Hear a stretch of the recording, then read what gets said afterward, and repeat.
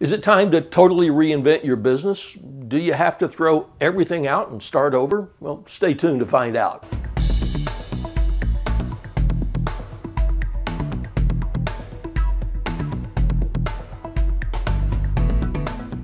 Hello, I'm Randy Pennington. Thanks for joining the conversation.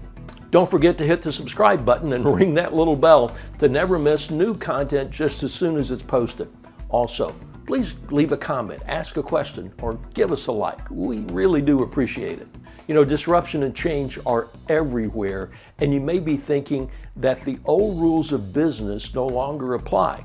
On top of that, the media and at least one or probably all of the free virtual conferences you've attended in the last few weeks have fueled your growing fear that the sky is falling.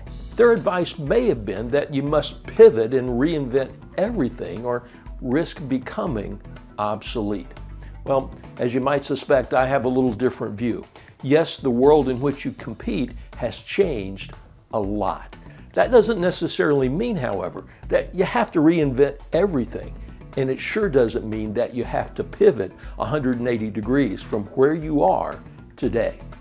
First, it's important to draw the distinction between if your business was successful in the past or you were on life support. If your company was struggling before the COVID-19 crisis, you most likely are in a worse position today.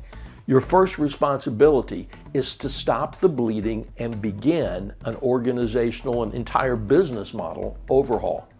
For everyone else, it's crucial to recognize what has and hasn't changed in your environment. Online video providers made Blockbuster obsolete, but they didn't change everything. They only changed the thing that mattered most to their customers, and that was the ease of use. It's the same for your industry and your business. Someone will focus on and innovate around points of distinction where they can be faster, better, cheaper, and/or friendlier. In other areas, they'll do things basically the same as and not necessarily better than you. In other words, you don't need to reinvent everything. You only need to reinvent and change the areas that allow you to remain relevant and competitive. You don't have to unlearn everything that worked in the past either. In fact, you probably shouldn't, even if you could. George Santayana wrote that when experience is not retained, infancy is perpetual. In other words, unlearning in its most literal definition stunts your growth and is potentially very dangerous.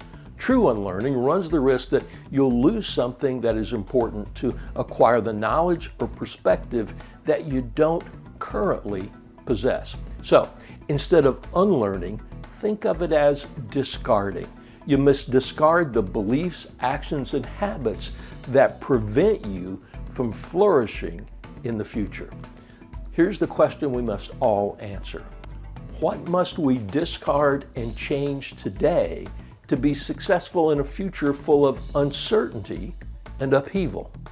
Remember, the heroes in every marketplace are known by their results, and those are impossible unless you're willing to discard what won't serve you well in the future.